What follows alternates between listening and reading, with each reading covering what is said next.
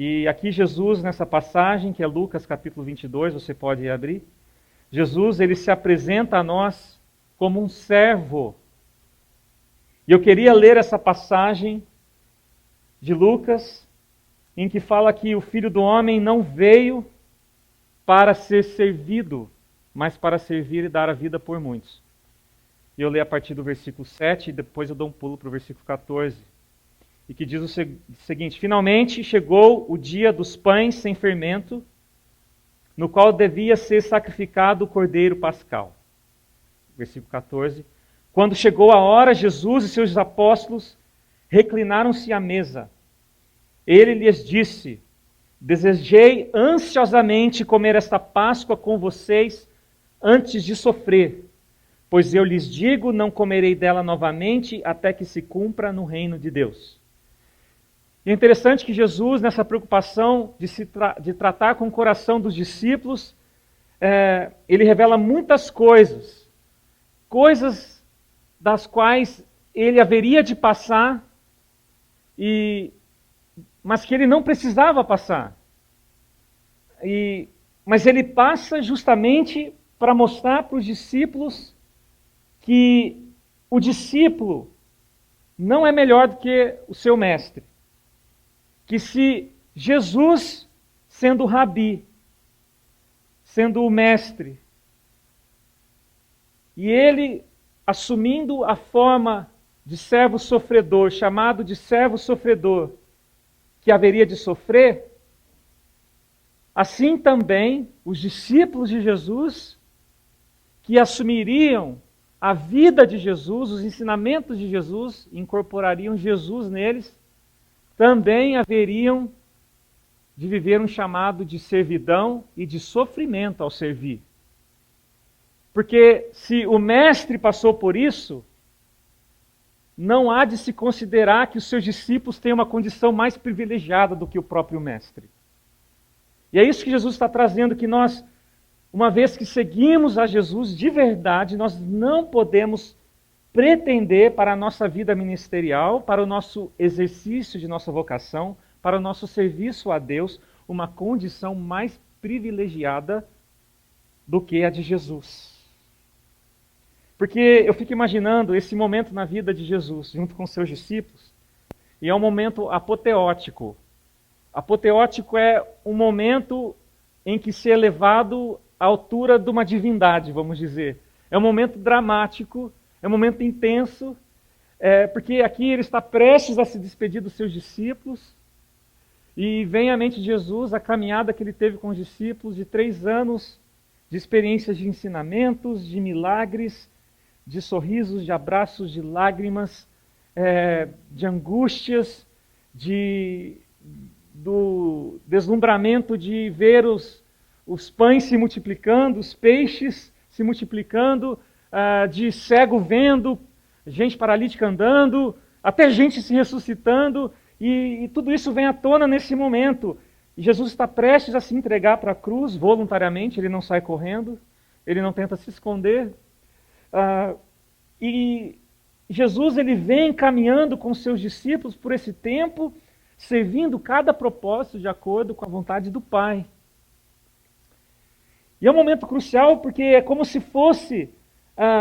toda essa caminhada de Jesus com seus discípulos, com toda essa história, tivesse ocorrido para prepará-los a esse momento último agora, do qual Jesus traria um dos maiores ensinamentos aos seus discípulos. É como nós temos a sensação, debruçando esse texto e lendo esse texto com cuidado, é como se todos os ensinamentos de Jesus estivessem se convergindo para esse último momento. Que tudo aquilo que Deus havia falado aos discípulos era como uma preparação para que esse grande último ensinamento lhes fizesse sentido e eles pudessem entender de fato o que significa ser um discípulo de Jesus, a um Jesus que está prestes a morrer na cruz.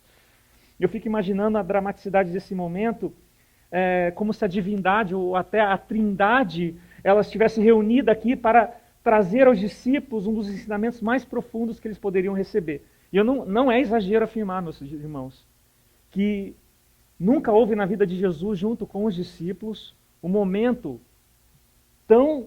de tamanha vulnerabilidade, intensidade, dramaticidade, fragilidade, profundidade de comunhão do que Jesus teve com os discípulos aqui. Não houve. Esse é o momento maior que Jesus reserva. E aí então, nós ficamos entendendo um pouco melhor, ou pelo menos tentando imaginar, o que é isso que Jesus ansiosamente desejou fazer com seus discípulos. Porque ele diz no versículo 15, desejei ansiosamente. E que diz, comer esta Páscoa com vocês antes de sofrer. O que é que Jesus ansiou, esperou, desejou intensamente fazer com seus discípulos? Não era simplesmente comer a Páscoa como um ritual judaico, porque Jesus já havia feito isso 2 vezes, pelo menos com os discípulos, e outras vezes muito mais antes de se começar o seu ministério de fato. Mas o que Jesus tinha no coração é o seguinte, é que ele ansiou comer a Páscoa com os discípulos, o partir o pão e beber do cálice, a partir de um novo, muito mais intenso e completo significado, porque isso não havia feito ainda. E o tempo verbal que se usa aqui para a palavra desejei é o pretérito perfeito lá no grego, vocês não precisam preocupar com isso, a gente faz uma colinha. Mas que é melhor traduzido como o que tenho desejado. E a gente fica perguntando então, desde quando Jesus tem esse desejo, tinha em seu coração essa espera em grande expectativa de cear com os discípulos no momento que o Pai concedeu a revelação do mistério em dizer que o pão simboliza o corpo de Cristo e o sangue simboliza, o cálice simboliza o sangue de Cristo. Desde quando Jesus tinha esse desejo? Será que ele começou a desejar assim quando conheceu os discípulos? Esperando para essa última ocasião, onde ele revelaria isso? Ou será que quando Jesus ainda menino e que foi descobrindo as suas funções messiânicas, ele já foi desejando isso? E quando é que então ele começou a desejar isso? A revelar ao mundo e àqueles que estavam ali que o verdadeiro significado do pão e do cálice. E então quando nós lemos esse texto com cuidado, sendo sensível a todo o contexto, nós não conseguimos quantificar a importância desse momento. Porque, na verdade, Jesus tinha desejado esse momento desde a eternidade. Desde a eternidade. Ele tinha desejado esse momento para revelar o verdadeiro significado da Páscoa. Ele continua então dizendo o seguinte no versículo 15 em diante. Desejei ansiosamente comer esta Páscoa com vocês antes de sofrer. Pois eu lhes digo, não comerei dela novamente até que se cumpra no reino de Deus.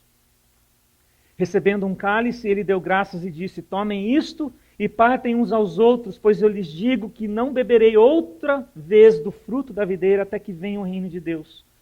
Tomando o pão, deu graças, partiu e deu aos discípulos, dizendo, isto é o meu corpo, dado em favor de vocês, façam isto em memória de mim. Da mesma forma, depois da ceia, tomou o cálice, dizendo, este cálice é a nova aliança no meu sangue, derramado em favor de vocês. É como se Jesus estivesse dizendo assim, olha, vocês estão acostumados em comer o pão sem fermento, como um costume da sua tradição judaica. E eu, como judeu, sei muito bem disso. E quando vocês comem o pão sem fermento, simboliza o livramento de Deus, a nação de Israel, a escravidão lá no Egito. E o pão sem fermento, no costume judaico, o fermento, ele simboliza o pecado. Então, é um pão sem pecado, ou seja, é uma provisão divina ao povo de Deus para receber algo que agora não é contaminado, é limpo, é puro, é perfeito. E curiosamente ou não, uma jesucidência, a gente diz, que esse pão sem fermento era para ser consumido junto com o cordeiro pascal. Pois bem, vocês estão acostumados. E Jesus chega e fala assim, veja, agora eu trago um significado muito mais profundo e completo a vocês. E era isso que eu queria dizer desde a eternidade. Mas o meu Pai reservou para este momento.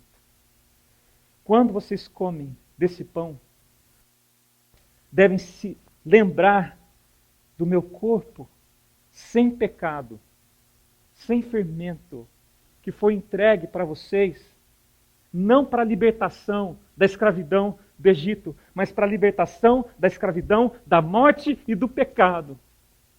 E quando vocês consumirem isso, vocês agora vão celebrar não só aquilo que foi, porque aquilo foi um símbolo, mas celebrar aquilo que é e será para todo sempre. A libertação da morte e do domínio do pecado. Eu estou dando para vocês. Toma, aqui está. E ele usa a expressão, tomem e repartem entre vocês. É como se Deus não bastasse ser tão bom o suficiente de dar para mim, Ele dá também a mim o poder, o privilégio, eu não sei o que dizer sobre isso, mas Ele dá para mim a oportunidade de eu também repartir isso que é dele, que não é meu, para o outro. Eu não sei explicar isso.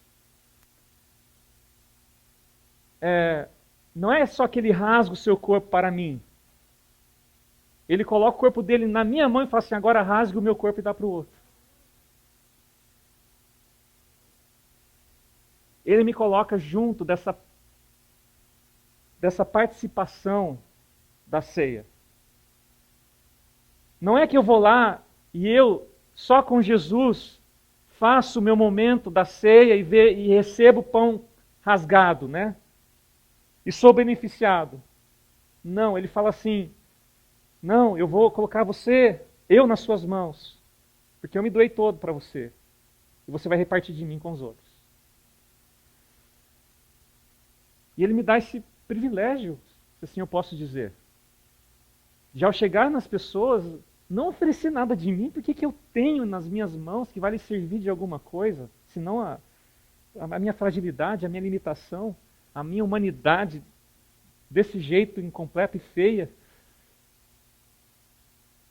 Não, você não vai repartir de você, Fábio. Você vai repartir de mim. É de mim que você reparte. E eu te dei inteiro. Eu me dei inteiro a você. O que significa isso, então? É que eu estou junto com Jesus, ajudando ele, se assim eu posso dizer, ou ele escolhendo-me para servi-lo e ajudar os outros a experimentar essa libertação. Jesus, ele quer que você coma do pão dele, mas ele quer que você coma isso vindo das mãos de outras pessoas também. Porque ele quer usar outras pessoas para envolver na sua vida, para partilhar do pão rasgado dele. É por isso que ele fala, tomem e repartam. Tomem e repartam. Nós vamos experimentar um pouquinho isso hoje aqui. A ceia hoje vai ser diferente no final do culto. Vocês vão perceber que hoje ninguém vai pegar o seu pão e ficar para você. Você vai pegar um pedaço do pão, vai rasgar o pão. Nós temos aqui uma baguete bem grande. Você rasga um pedaço e dá para o seu próximo.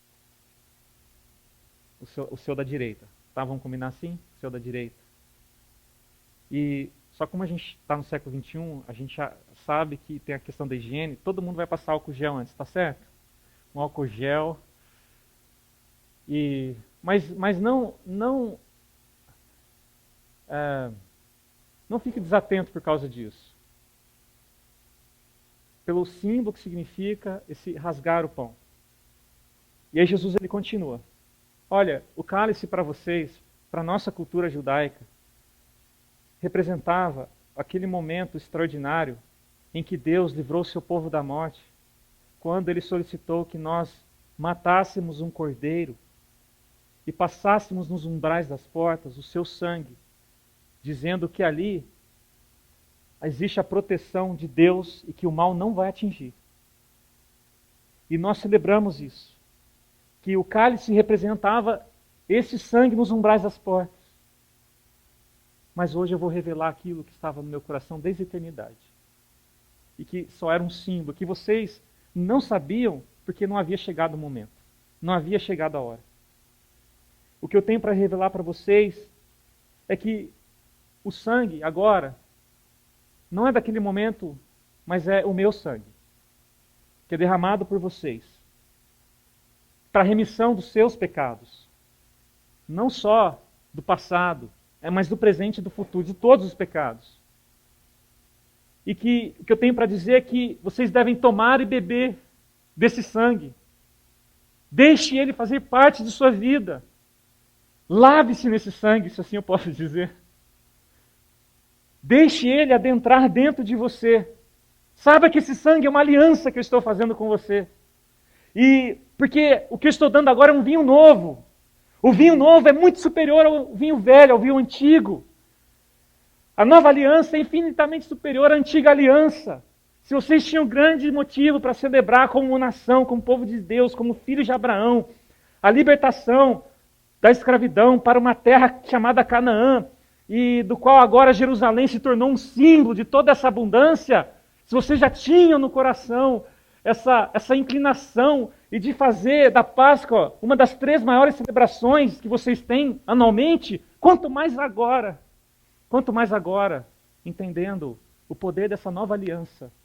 Então bebam. Não é só mais lá o que aconteceu lá atrás, mas é o que acontece aqui e acontece todos os dias e para sempre. Era isso que eu queria falar. E que meu pai falou assim, não, segura aí, filho. Segura, porque não chegou a hora.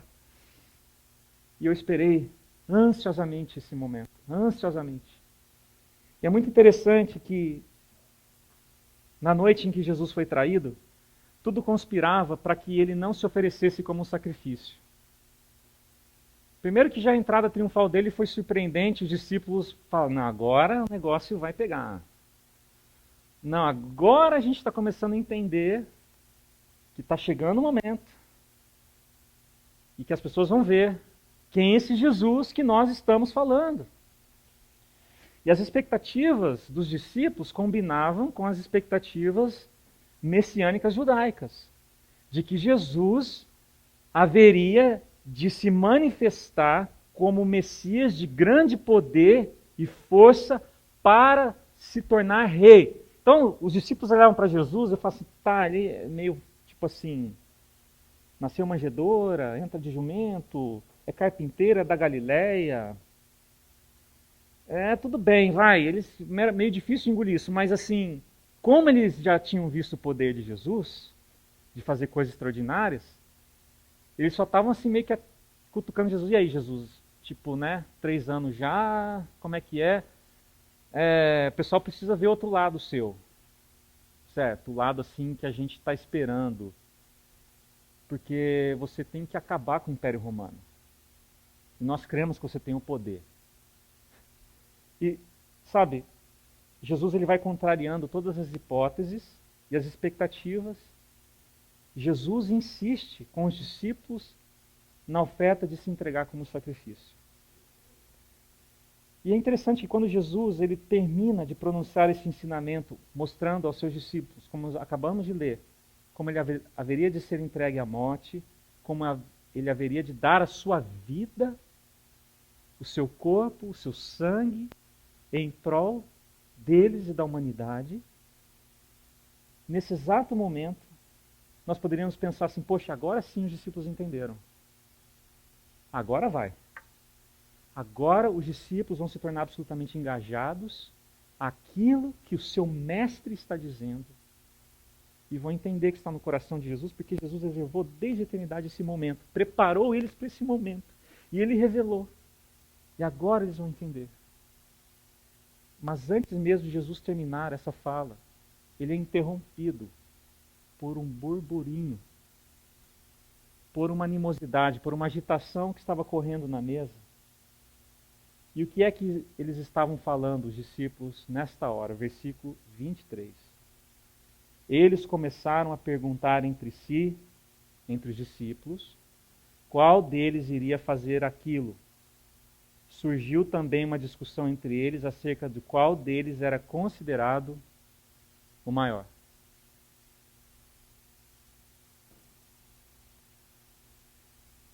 E aqui a gente fica chocado, porque Jesus, ele separou esse momento de extrema vulnerabilidade, de comunhão só com os seus discípulos. Ele não queria isso mais para ninguém. E aquilo que ele tem esperado de tanto tempo, e tem trabalhado 3 anos junto com os seus discípulos para eles entenderem. Os discípulos levantam um motim, uma discussão, um estardalhaço, e cada um querendo mostrar quem pode mais. É como, por exemplo, se o discípulo nessa hora desembainhasse uma espada e falasse assim: Jesus, eu estou pronto. Imagina aqui então na igreja, nos nossos dias, a gente vai fazer um conselho, vai fazer uma reunião para expor uma visão missionária, um trajeto de chamado, uma postura de vida. E aí, então a gente coloca essa missão, e aí a gente chama os presbíteros, os líderes mais influentes na igreja. E aí, enquanto a gente está falando da missão, de como alcançar as pessoas, aí chega o irmão assim, o mais maduro, pega assim, tipo assim: eu estou pronto. Aí põe uma K-47 assim na mesa, uma 44 Magnum, um 38 assim, ó. Estou pronto para missões. Como assim? Estou pronto aí. Pode deixar. Pode deixar, Jesus, estou pronto para esse negócio aí. Pode mandar. Você não entendeu nada. Então, os discípulos não entenderam nada. Eles não entenderam nada. Pedro mesmo, ele usou da espada ali poucas horas depois. Eles não entenderam nada do que Jesus estava fazendo, e parece que não entenderam nada de 3 anos do que Jesus vem fazendo. E aí Jesus, ele fala: olha, vocês acham que estão me ouvindo? Vocês estão me entendendo, mas na verdade, vocês não poderiam estar mais longe da verdade. O que vocês estão processando na sua mente é a lógica religiosa. Vocês estão tirando as suas conclusões baseado no seu próprio entendimento. Vocês não estão entendendo o que eu estou falando. E Jesus sabia então que eles estavam enfrentando o que chamamos de crise de poder. Porque veja só, os discípulos eram mais ou menos aquelas pessoas que não deram muito certo na vida, né? Porque Jesus pegou os operários, pescadores. É mais ou menos assim, é como talvez também muitas das culturas, né? Quando você não dá nada certo para o que é intelectual, então sobrou o quê? O trabalho braçal. Então os discípulos eram meio que peões. Peões que se sentiam na necessidade de provar que tinham algum valor, que mereciam alguma coisa. Então bastou aqueles homens simples, aqueles pescadores, ver um pouco de milagre. Ver Jesus multiplicando pães e peixes. Ver Jesus fazendo o paralítico andar, e ele cutucava no outro. Rapaz, olha o cara. E eles começaram a pensar: vamos ficar mais perto desse cara aqui, ver se passa alguma coisa pra gente. E eles começaram a olhar assim: mas quem que vai ser mais beneficiado aqui dessa história toda aqui? Sobre quem vai cair o manto dele? Né? E eles começaram a criar uma certa competição. Quem podia mais? Quem merecia mais? E o negócio ficou tão feio, meus queridos, que as mães dos discípulos, de alguns discípulos, começaram a se envolver na história. Quando a mãe se envolve, aí o negócio ficou feio. Imagina lá Pedrão, né? Pedrão e tem o seu irmão Tiago, né? Os 2 discípulos, chegam lá em casa. Aí chega assim, cabisbaixo, a mãe fala: o que foi, filhão?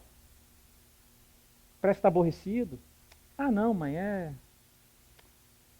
parece que não estou com moral com Jesus. Ah, não, filho, não fala assim não, Jesus gosta tanto de vocês. Não, mas sabe o que é? Não é isso não. Assim, a gente anda para cima, para baixo, Jesus é um cara fera. Poxa, ele dá tantos ensinamentos, coisas extraordinárias, mãe. Mas sabe, quando eu vou conversar com Jesus, Jesus parece que não entende, sabe, não entende. Eu falo que eu estou pronto, mas ele fala que não estou. Fala que eu vou negar, eu não... Daí a mãe fala: não, filhão, vem cá, pode deixar com a mãe. Uma conversinha com Jesus, com o mestre. Pode imaginar, né? A mãe chegando para o mestre: ô mestre, Rabi, então, meu filhão lá está meio triste e tal. Pô, Jesus, né? Sim, eu queria dizer que ele é filho bom, assim, sabe? Tem criação. Menino tem potencial, Jesus. Ó, se ele falou, pode contar com ele. Eu sei que às vezes, assim, ele é meio explosivo, tal. É o jeitão dele, mas ó, o cara, ele tem coração, Jesus. Será que você não poderia fazer o que ele está concedendo? Daí Jesus fala, mas o que é isso que ele está querendo? Não, então, sei lá, entende? Ele quer, sei lá, põe ele assim, mais perto assim de você, tipo na sua direita, sabe? Deixa ele ser o seu braço direito, Jesus. Pode imaginar isso? Pode imaginar aí, Jesus, ele vai falar, eu poderia ter falado para essa mãe, o que ele falou aqui para os discípulos, que é o versículo 25. Olha o que ele falou. Jesus lhes disse, os reis das nações dominam sobre elas, e os que exercem autoridade sobre elas são chamados benfeitores. Vocês estão acostumados com isso, não é? Ah, os reis das nações, os benfeitores, o reconhecimento, o aplauso, as honrarias, os recursos, o ouro, a prata, o diamante, o exército, a realeza, a majestade, a autoridade, direito, domínio e poder. Vocês estão acostumados com isso, não é? Mas vocês não serão assim. Vocês não serão assim. Ao contrário, o maior entre vocês deverá ser o menor.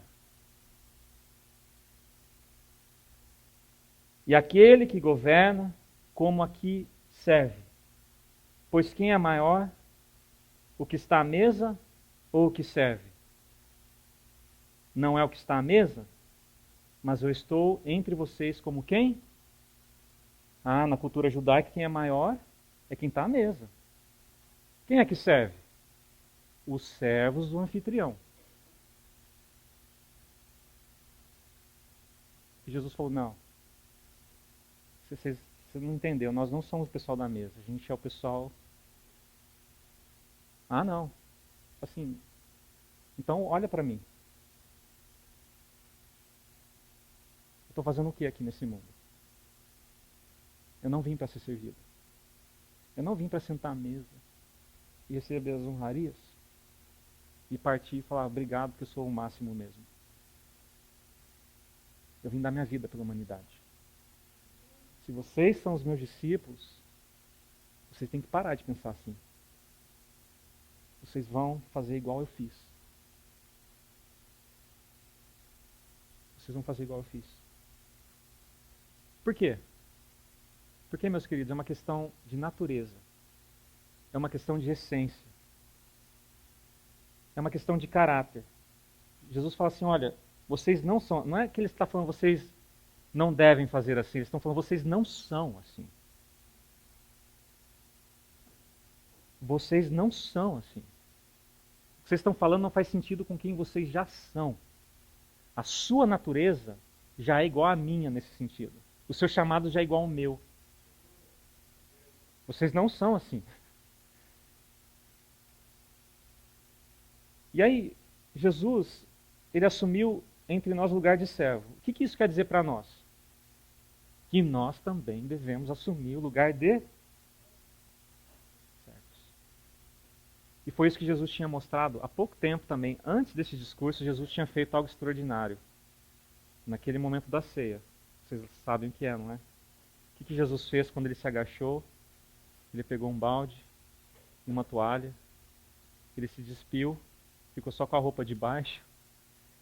E ele começou a lavar os pés dos discípulos. E diz, olha, isso é já João quem traz esse relato. Você pode acompanhar aqui João 13, versículo 12. Quando terminou de lavar-lhes os pés, Jesus tornou a vestir sua capa e voltou ao seu lugar.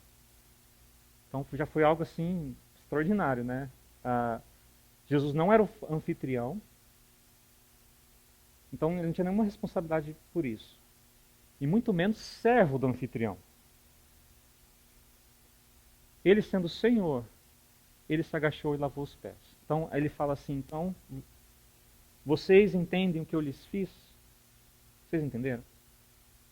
Vocês me chamam mestre e Senhor, e com razão, porque eu sou.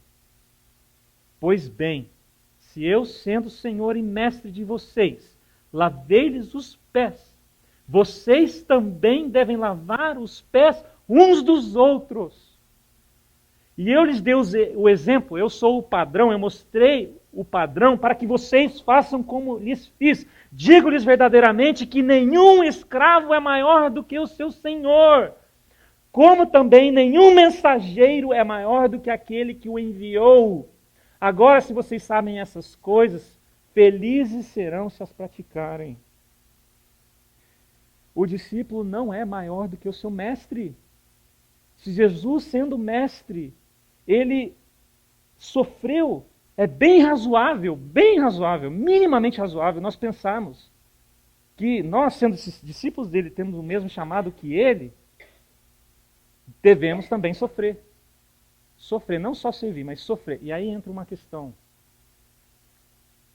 que servir na perspectiva de Jesus traz a ideia do quê?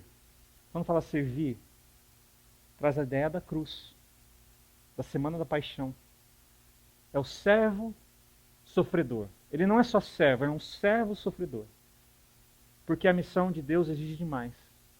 Ela não exige pouca coisa, meu querido. Ela não exige você participar de rituais em nome de Jesus e cantar em nome de Jesus e dar umas ofertas assim, tipo 10% em nome de Jesus e os 90% está garantido e assim a gente vai andando, administrando. Não, o servir que o reino de Deus está pedindo dos discípulos de Jesus é um serviço de sofrimento que a gente corre o risco de perder tudo. Perder tudo. Que a gente corre o risco de sempre estar saindo um prejuízo. E por muitas vezes nós saímos de fato. A gente corre o risco inclusive de morrer. E o reino de Deus está pedindo esse tipo de coisa. E aí nós temos um pouco de dificuldade em entender isso, porque nós temos algumas razões que nós processamos em nossa mente que são deficientes do porquê nós devemos servir. A primeira delas, por exemplo, a gente acha que servir é uma questão de tarefa e de lei, certo? Essa é uma primeira razão deficiente, que às vezes a religião nos ensina assim, mas está errado. Porque às vezes nós achamos que Deus, Ele impôs para nós o serviço, a gente tem que servir, porque é uma tarefa, é lei, se não servir vai dar errado, vai dar ruim na nossa vida, o gafanhoto vai pegar, não sei o que a gente pensa, mas a gente tem que servir como se fosse uma imposição. E Jesus jamais nos impôs o serviço. Ele nos pergunta se nós queremos. Tudo bem que é uma pergunta bem radical, mas continua sendo uma pergunta. Continua sendo um convite. Ele não impõe para você servir com o sofrimento. É você que escolhe. Porque ele quer que seja voluntário também, seja espontâneo. Mas ele acredita que se você é dele, vai ser uma questão mesmo de natureza você servir. É uma questão da sua essência. Porque veja só, assim como era impossível Jesus Cristo, homem, não servir, porque a sua natureza era de servo sofredor, assim também nos é impossível viver a nova vida em Cristo sem naturalmente e voluntariamente servir. Eu estou falando, é impossível, meus queridos. É impossível. Por isso que Jesus fala, vocês não são dessa natureza. Porque é impossível vocês viverem o reino de Deus e pensar assim, isso aí vai se resolver em vocês. Vocês vão ver. Não cabe a vocês assim. E aí nós entendemos o seguinte, que a questão do serviço tem a ver com quem eu represento e não com o que eu posso e devo.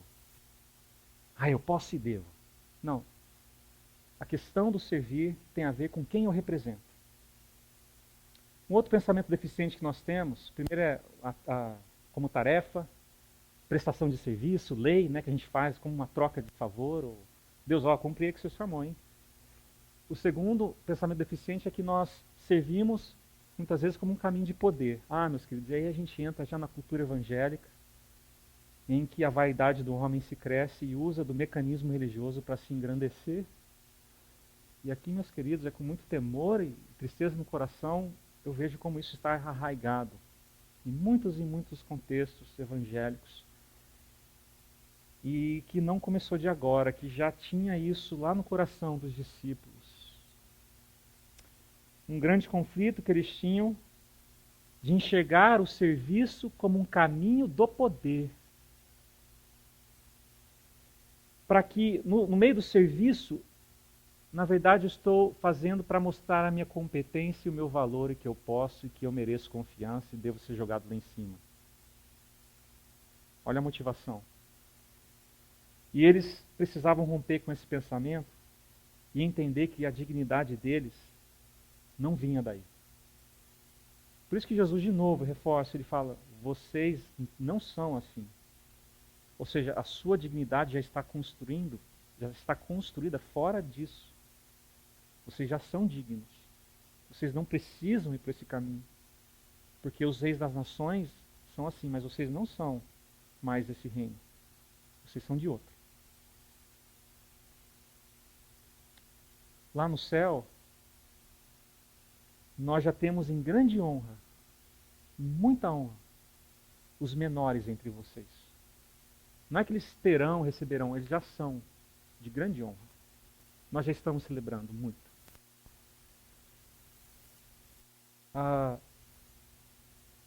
Um outro terceiro pensamento que nós temos quando falamos de servir a Deus, pensamento defeituoso, é que eu sirvo para provar minha utilidade e meu merecimento.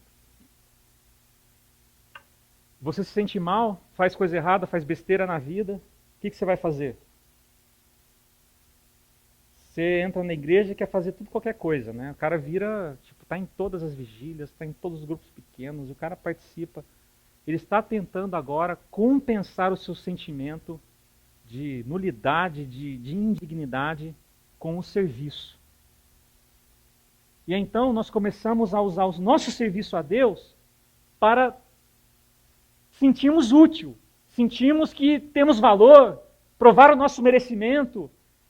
É como se o nosso serviço a Deus nos colocasse agora no atendimento VIP para com Deus. Ó, Deus, olha meu serviço aqui, dá uma força aqui então. Mas o nosso serviço a Deus não prova o nosso valor, não prova o nosso merecimento, não prova a nossa utilidade, não prova que somos merecedores, não nos faz merecedores. Então, a gente pergunta, para que servir então? Por que eu vou servir?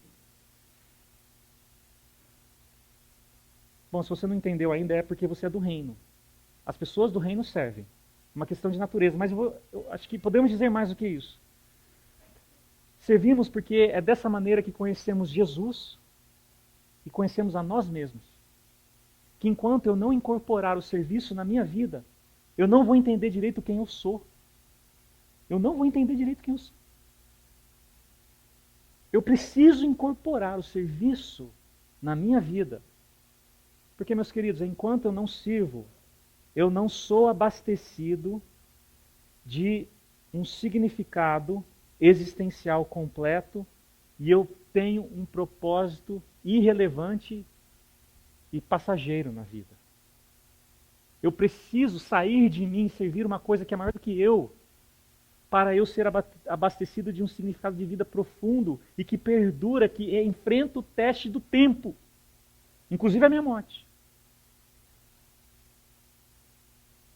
Quando eu sirvo, eu não estou só descobrindo quem é Jesus, eu estou me descobrindo. Porque Jesus fala que eu preciso ser como Ele.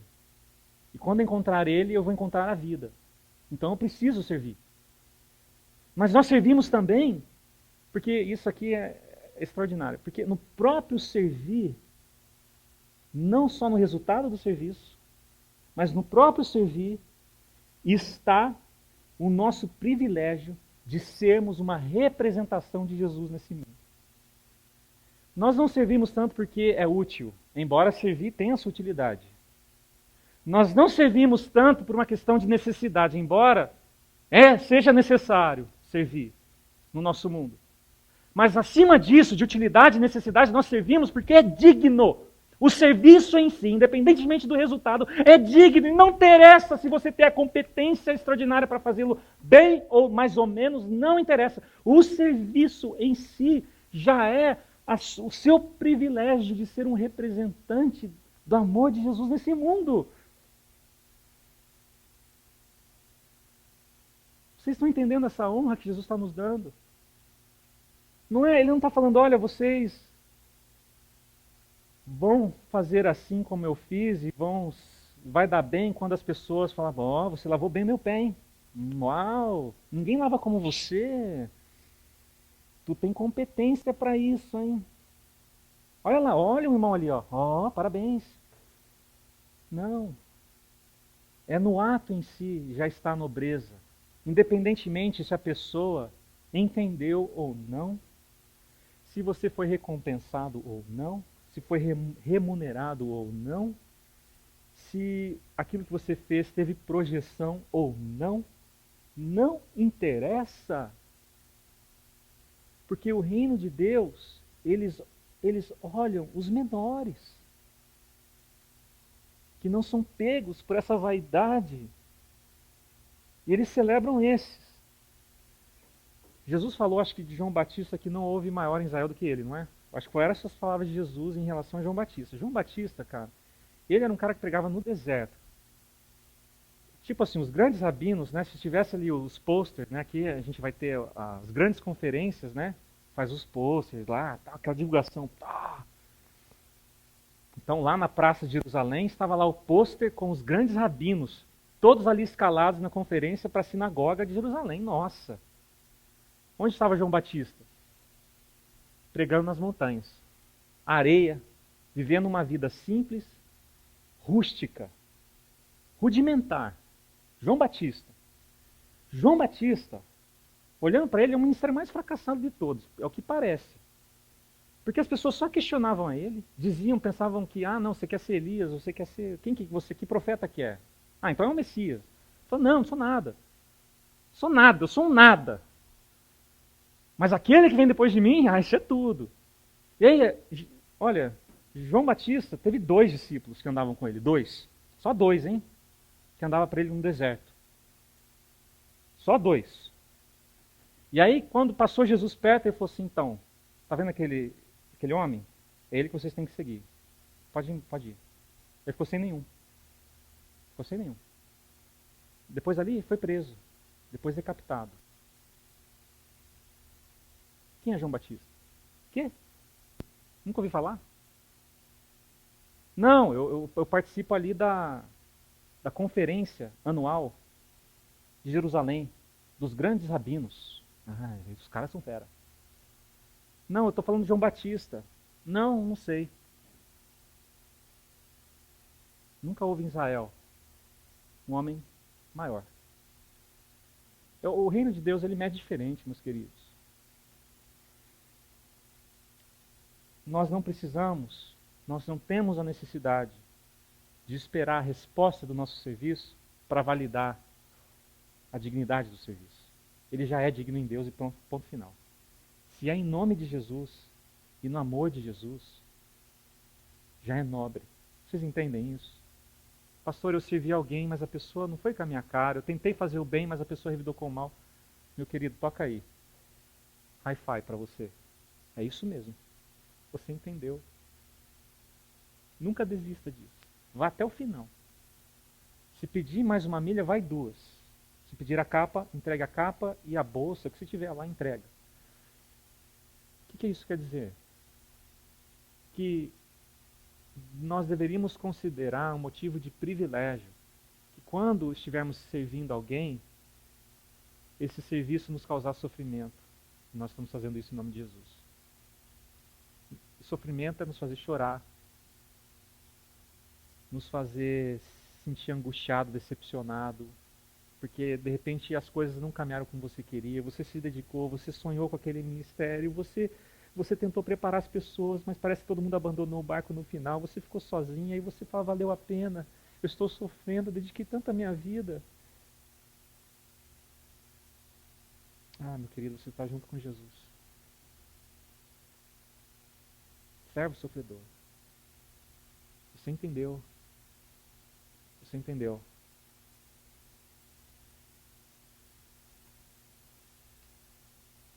Nós servimos a Deus não tanto porque o serviço é útil ou necessário, mas porque Ele é nobre. Ele é nobre. Porque Jesus assim nos ensinou. Então o nosso valor não está na qualidade do nosso serviço, mas na dignidade daquele a quem representamos. Esse é o nosso valor.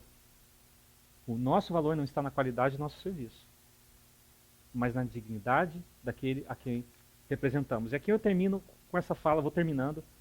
Imagina se Jesus chegasse a você agora e falasse, olha, eu tenho para você uma tarefa muito especial, uma missão muito especial. Só que isso que eu vou pedir de você não é coisa pouca. Você executar essa missão vai exigir de você um grande sacrifício, uma grande entrega. E você vai correr o risco de perder tudo, inclusive perder talvez até a sua própria vida, se assim for. Você aceita o meu convite? Você aceita? Será que você aceitaria esse convite de Jesus para você? Não seria esse convite o mesmo que Jesus fez, por exemplo, jovem, rico, vai, abandona, vende tudo que você tem, dá aos pobres e me siga. Não seria esse o mesmo convite que Jesus fez, por exemplo, com aquele filho apegado com o papai e mamãe? E fala, olha, vai, despede seu pai e da sua mãe e siga-me. Quando a gente olha para a vida de Jesus, ele nunca impunha, mas também nunca pedia pouco. A gente não deve impor, mas também nós não podemos pedir pouco, não. Tem que pedir muito. Muito. Pedir o quê, pastor? A sua vida de serviço em sofrimento. Em sofrimento. Por quê? Por que nós fazemos isso? Então a gente levanta a pergunta, pastor, mas será que vale a pena então ser cristão? Será que vale a pena esse lance? Porque causa sofrimento? Assim, eu vou dizer o seguinte, se você está procurando mais se sentir melhor, talvez um passeio na Estátua da Liberdade funcione mais. Ou talvez uma garrafa de vinho vai fazer você se sentir melhor. Mas se você quer ter um propósito existencial, abastecido de significado, de relevância, esse é o caminho. Esse é o caminho. Esse é o caminho. Porque você vai sair de você. E você vai entender o que estava no coração de Jesus quando ele lavou os pés e disse, vocês têm que fazer o mesmo. Vocês serão, o que ele fala? Vocês serão felizes se vocês entenderem isso. Vocês têm que fazer isso. Então a gente às vezes pensa, como é que você vira a Deus? Jesus está falando assim, vocês ainda não estão entendendo. Vocês servem a mim quando você olhar para o pé sujo do outro, se recolher e se debruçar ao chão e começar você a lavar o pé do outro. É assim que você me serve. É desse jeito. Quando você se preocupa com o outro a ponto de você olhar e falar, poxa, o irmão não veio aqui na igreja. Eu preciso ligar para esse irmão. O que está acontecendo na vida desse irmão? Ele precisa de uma oração. Às vezes ele só está viajando, mas às vezes não. Às vezes ele não recebe ligação de ninguém. Às vezes é um visitante que vem aqui e ele vai embora e fica por isso. E quanto ele gostaria de ter alguém ali que pelo menos percebesse que o pé dele estivesse sujo e se dispusesse. Como mais nós podemos melhorar? Como mais nós podemos entender essa dimensão que Jesus estava querendo colocar para nós? Às vezes as pessoas aparecem na igreja querendo servir, e aí, depois de um tempo, pastor, cara, agora entendi o que é esse lance de ministério, pastor. Tá louco, meu? Pelo amor de Deus, pastor, desculpa a expressão aí, mas cara, o pessoal é travado, chega atrasado, fala que vai fazer, não faz, todo mundo faz pela meia boca. Fora isso, pastor, cansei. As pessoas são difíceis demais, pastor. Difícil demais. Já viu isso aí? É fácil que não são, pode ter certeza disso. Nem você é fácil, né? Pastor, muito de mim, pastor. Não, eu chego em casa assim, fico angustiado, sabe? É muita responsabilidade, pastor. Eu cansei, estou sobrecarregado, pastor. Posso fazer uma pergunta? O que você esperava? O que você esperava? O que você acha que Jesus está pedindo de você? Parceria com Deus exige sacrifícios. Porque Deus nunca pede pouca coisa. Nunca. ele pede tudo. Tudo. Então, de novo, se você está esperando o cristianismo de euforia, programação de pizzada e banda com música de festa, tudo isso é ótimo e eu quero participar. Pode contar comigo. Mas isso não é a essência do cristianismo. Não é. A essência do cristianismo são pessoas que entenderam o que Jesus fez quando lavou os pés. E falou, então agora é comigo. Entendi, Pai. E aí entra a palavra de Paulo. Olha só o que Paulo vai dizer. Porque se nós não estamos falando de cristianismo de euforia, o que nós estamos falando então? Nós estamos falando de gente que sai no prejuízo por causa do outro. Sai no prejuízo, meu irmão? O Ministério da Justiça, hi-fi. É isso aí. Sai no prejuízo. Esse pastor é doido. Esse pastor é doido. Eu não sou doido. Eu acho que é Jesus que é doido. O que está doendo em você não é só a dor, mas a dor do outro? Hi-fi. A dor do outro está em você? Você está entendendo. Porque Jesus carregou a dor do mundo sobre as suas costas. Então você está entendendo. Você vai se preocupar com aquilo que vai além de você. Pastor, eu estou preocupado. Com o quê? Como é que está a sua vida? Não é nada da minha vida. Não acredito. Né? O cara vai levantar um pedido de oração, falar, alguém com problema na família, no casamento, na casa, alguma coisa, trabalho faltando, carro quebrou. Tudo isso é digno de ser pedido. Fala assim, não, pastor. As pessoas da minha rua não conhecem Deus, eu estou angustiado. Uau! Desde quando a dor do outro, que não tem nada a ver com você, dói em você? Então é que Jesus me ensinou assim. Jesus me ensinou assim. E você se doar sem ganhar nada em troca, o que você vai ganhar? Nada. Não, tem alguma coisa por detrás. Não.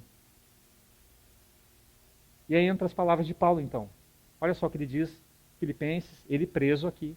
Versículo 3 a 8 ele fala, nada façam por ambição egoísta ou por vaidade, mas humildemente considerem os outros superiores a si mesmo. Cada um cuide não somente dos seus interesses, mas também dos interesses dos outros. Seja a atitude de vocês a mesma de Cristo Jesus, que embora sendo Deus, não considerou ser igual a Deus algo que deveria se apegar, mas esvaziou-se a si mesmo, vindo a ser servo, tornando-se semelhante aos homens e sendo encontrado em forma humana, humilhou-se a si mesmo e foi obediente até a morte e morte de cruz. Você é um discípulo de Jesus? Parceria com Deus exige sacrifícios. Então Jesus, eu acredito que vem para nós e fala assim, olha, você realmente quer me servir? Então entenda, meu, uma vez por todas, para a sanidade da sua fé, entenda que você não vai me servir mais como uma tarefa de religião e nem com prestação de serviços. Eu não preciso disso. Você não vai me servir mais para se beneficiar em alguma coisa, para tentar se projetar em alguma coisa, ganhar a plataforma da igreja.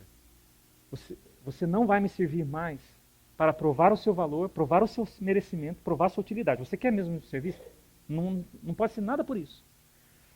Por quê? Porque se for por isso, você não vai conseguir servir no reino de Deus. Porque o reino de Deus vai pedir muito de você e você não vai ter para dar. Você vai parar no meio do caminho e vai voltar e falar, não deu. Pastor, não deu, vou sair daqui, o ministério está difícil demais. Pois é, porque eu não sei o que as pessoas pensam do ministério, né? Eu acho que é uma visão muito nossa, né, de separar o clero dos leigos, né, o palco da plateia, e de achar que quem sobe aqui é quem tem a vez da bola. Meu irmão, você não sabe. Você não sabe. Mas eu vou dizer para você que, na verdade, as pessoas mais íntimas de Deus, aquelas que experimentam mais de Deus, aquelas que colhem mais privilégios da parte de Deus, são aquelas que mais sofrem. São aquelas que mais sofrem. Mais sofrem, porque elas que mais entenderam o que Jesus de fato veio fazer. E elas mais sofrem.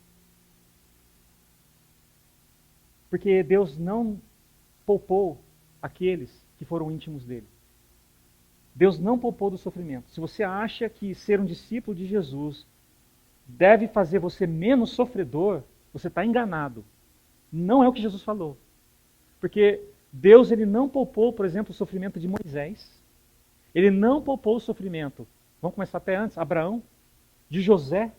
Deus não poupou o sofrimento dos profetas que vieram em nome dele. Não poupou nenhum do sofrimento. Ele não poupou os discípulos do sofrimento. Nós temos Pedro, nós temos João preso na ilha de Patmos, nós temos Paulo. Não poupou ninguém. Jesus não poupou João Batista, Jesus não poupou nem seu próprio filho. Ele não poupa ninguém do sofrimento.